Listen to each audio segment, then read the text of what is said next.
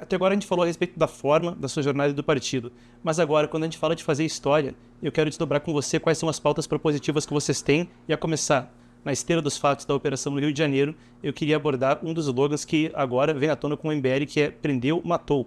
Até constantemente vocês falam que vocês são não mais moderados, mas mais radicais que outras figuras da direita por assumir um slogan como esse.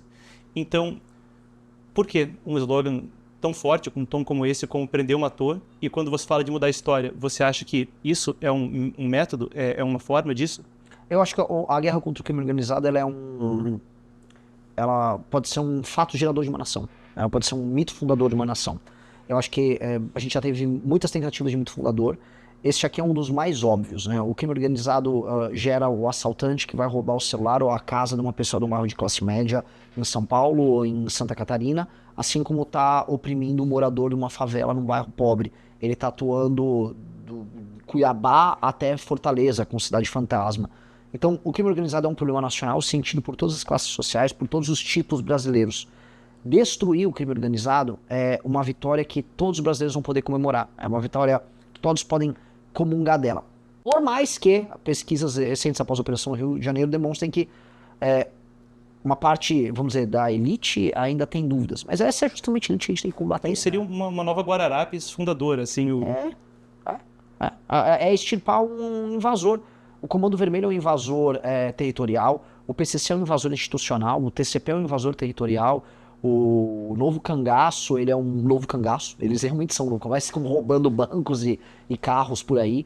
Então, tem um inimigo óbvio. Então, para além da solução do problema da criminalidade, que o aumento das penas, o aumento da letalidade no processo de desconstrução deles será necessário, e, enfim, nós vamos implementar, há também um elemento de congregação nacional, de criação de um sentimento de, ok, nós pertencemos a esse momento histórico, a essa vitória, eu vivi naquele tempo.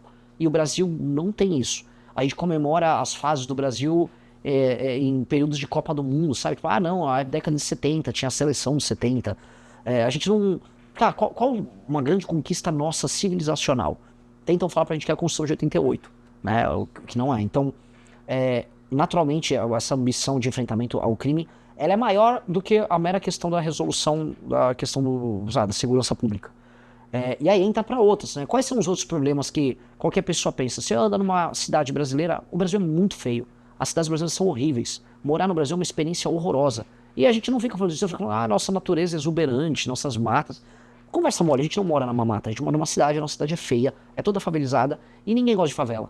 Do favelado a pessoa que não mora lá. Aí a gente fica preso, não, eu não posso lá. Cara, eu quero derrubar as favelas. Eu quero fazer prédios, eu quero saber qual é o modelo construtivo mais barato, mais interessante, que não seja, sabe, aqueles prédios da União Soviética todos iguais, sabe? Vamos criar bairros, como custa, a gente começou a ir atrás, são 900 bilhões para acabar com a favela, lá de 850, isso construindo tudo do zero, o que não é necessário. Com 450 milhões você consegue fazer. O Brasil poderia ter espaço fiscal para isso se o Brasil fizesse uma reforma fiscal para resolver isso. Então você tem que ter uma reforma fiscal para endereçar um problema de investimento em infraestrutura sem corrupção, para, em coisa de 10 anos você não ter mais favela. Por que a gente não fala nisso? Outro problema é a gente falar, cara, não dá para achar normal que o Nordeste e o Norte mandem tanto no país em termos políticos e seja uma porcaria para se viver. As pessoas se mudam de lá, as cidades são muito ruins mesmo, o estilo de vida das pessoas é uma droga. Falar que aquilo é um modelo economicamente ou socialmente viável, não é. Então a gente vai ter que fazer o Norte e o Nordeste trabalhar mais, maiormente no Nordeste, maiormente no interior do Nordeste, vamos ter que destruir as elites econômicas locais e tornar aquelas pessoas competitivas. E vamos fazer isso sem falar que eles são coitadinhos? Não, assim, vocês estão votando mal, vocês vendem um voto, e a gente vai ter que resolver essa bagaça. Isso é fazer história pra mim, isso é mudar completamente a dinâmica do Brasil. Renan, eu quero falar também a respeito de Nordeste, mas antes, ainda essa pauta do crime organizado. O slogan prendeu, matou, frequentemente é complementado por você com bandeira, quartel e escola. Sim. E eu quero abordar essa nuance porque 2010, a operação no Rio de Janeiro, a operação contra a Faria Lima envolvendo o PCC, há lampejos de combate ao crime organizado no Brasil, mas o problema estrutural parece ser uma coisa que ninguém consegue solucionar de fato. Então, o que você quer dizer com bandeira, quartel e escola e que plano você tem para sair de operações letais que consigam combater o crime organizado no sentido cinético, no sentido de guerra, para uma coisa que faça com que ele deixe de existir e no seu lugar surja uma alternativa? Você tem dois tipos de dominação pelo crime organizado. Esse é um conceito que a gente criou aqui, até eu já vi até um cônsul gringo já usando, que eu tô falando isso em podcast direto. Você tem a dominação horizontal, que é do Comando Vermelho, que nessa você vai realmente fazer bandeira, quartel, escola. Você vai retomar um pedaço de território, você vai colocar a bandeira nacional, ou seja, a retomada simbólica, o quartel, a retomada política, e a escola, a retomada cultural, a formação da mente desses jovens. Até porque quem comete crime, em geral, é homem de 15 a 30 anos, vamos colocar aí, oriundo de famílias problemáticas. Esse tipo de cara tem que ter um acompanhamento. A gente tem que estar com a quartel e a escola bem pertinho desse moleque que vai nascer na periferia sem a presença paterna para ter orientação, e esse cara nem sequer cogitar ir pro crime, né? E essas pessoas também terem um tipo de vida melhor. Pro PSC, você tem uma ocupação vertical, que é vertical nos espaços de poder. Então não é necessariamente no território. O PSC tem base, por exemplo, em Paraisópolis, que é aqui perto. Ele tem base na Baixada Santista, que é horizontal, mas ele tem base na Faria Lima, na política, polícia, Ministério Público. Eles vão se infiltrando. Essa infiltração vai demandar a tal da inteligência. O governo federal do PT, ele é curioso porque ele só fica falando em fazer pequenas operações pegando essas infiltrações ou contas bancárias. Só que esses elementos, né, eles são facilmente substituíveis ali no jogo, né? E ignoram a ocupação territorial. Eles simplesmente fingem que não tem ocupação territorial, inclusive em estados que eles governam, como o caso do Ceará. Nós temos que fazer as operações com inteligência, desbaratinar o PCC, mas nós temos que desbaratinar o negócio dele, porque não adianta eu falar, você não vai mais lavar dinheiro através daquele, sei lá, do fundo hedge que tinha lá na Faria. Não, eles vão lavar de outra maneira. Agora, todo mundo sabe que a droga que é exportada pelo PCC sai do Porto de Santos e ela veio através, vamos dizer, da Rota Caipira, que saiu, em última instância, lá da fronteira do Mato Grosso do Sul. Você tem que becar essas duas coisas. Aí eles não vão fazer operação nisso. O Porto de Santos, né, o PT fica falando de inteligência, o Porto de Santos é federal. Ele é federal, então por que o PT não faz uma intervenção lá? Todo mundo sabe que a droga do PCC, faturamento bilionário, vem dali. E eles não fazem nada. Então, tem um lance de... eles falam que certas operações são pirotecnia, mas as deles são pirotecnia pura, mas pirotecnia retórica, né?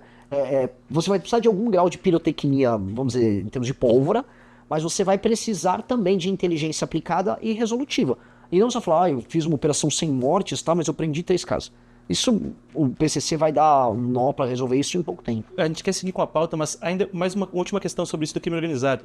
Você tem falado muito sobre uma doutrina jurídica do direito penal do inimigo, do jurista alemão Günther Jacobs.